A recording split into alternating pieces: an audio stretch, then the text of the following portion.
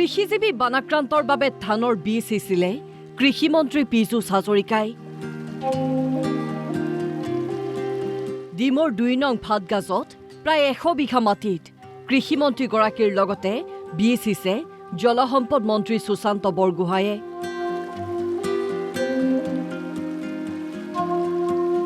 এই বীজ সিঁচা কাৰ্যসূচীৰ আজি আনুষ্ঠানিকভাৱে শুভাৰম্ভণি কৰে কৃষিমন্ত্ৰীগৰাকীয়ে। এই বীজসমূহ প্ৰায় ২৫ দিনত পূৰঠ হ'ব।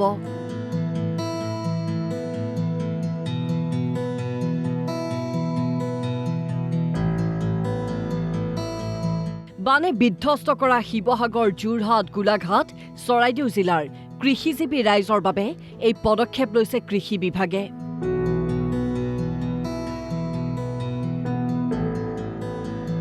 এই কঠীয়াসমূহ বানাক্ৰান্ত কৃষিজীৱী ৰাইজলৈ প্ৰেৰণ কৰিব কৃষি বিভাগে।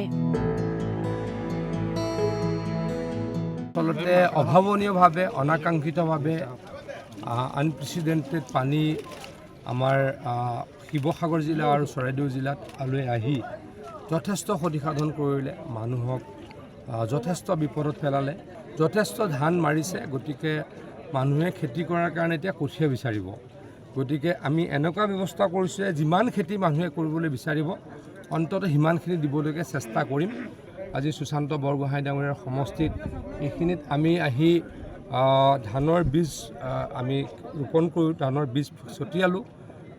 ইয়াৰ পৰা যথেষ্ট মানুহৰ খেতি পথাৰলৈকে কঠীয়া আমি পঠাব পাৰিম। এইটো আৰম্ভণিয়ে কৰিছোঁ। এই কঠীয়াখিনি আমি পৰিকল্পনা কৰিছিলোঁ যে ইয়াতে কঠীয়া পাৰিম।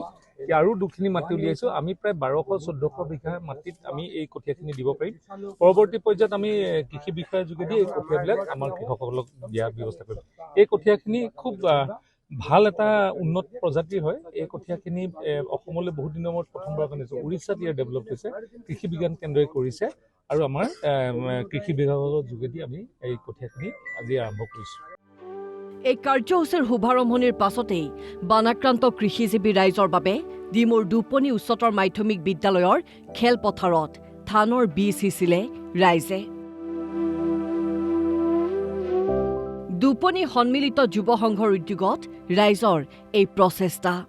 গম পাইছে যে অসমৰ এটা বিভীষিকা বুলি ক'ব লাগিব, এইটো বান নহয়, আচলতে এক চুনামি সদৃশ পৰিৱেশ সৃষ্টি কৰিলে সদৌ অসমবাসী দেখিছে। সমগ্ৰ অসমবাসী ৰাইজৰ বিভিন্ন দল সংগঠনৰ ব্যক্তি বিশেষে সহায় সহযোগিতা আগবঢ়াই আছে। আমি কিঞ্চিত হ'লেও আমি কৃষক ৰাইজক যদি আমি অকণমান সকাহ দিব পাৰোঁ, তাৰ উদ্দেশ্যে আমি অলপ কঠীয়া অন্ততঃ 5 বিঘা মাটিত আমি কঠীয়া পাৰিবলৈ লৈছোঁ। কৃষক বন্ধুসকলক আমি আপোনালোকৰ মাধ্যমেৰে জনাব বিচাৰোঁ যে আপোনালোকে ভাগি নপৰিব। আপোনালোকৰ লগত ৰাইজ আছে। আমাৰ কৃষিজীৱী কৰ্মৰ জড়িত হৈ থকা ব্যক্তিসকলক যাতে কিঞ্চিত হ'লেও আমি যাতে সহায় কৰি তেওঁলোকে সময়ত যাতে এমুঠি যাতে তেওঁলোকে নিজৰ ঘৰৰ মাটিৰ যোগেদি ৰুই যাতে তেওঁলোকে এসাঁজ খাব পাৰে, আমি তাৰ ব্যৱস্থা কৰিছোঁ। ডিমোৰ পৰা ৰূপজ্যোতি সন্দিকৈৰ ৰিপৰ্ট, অসম লাইভ 24।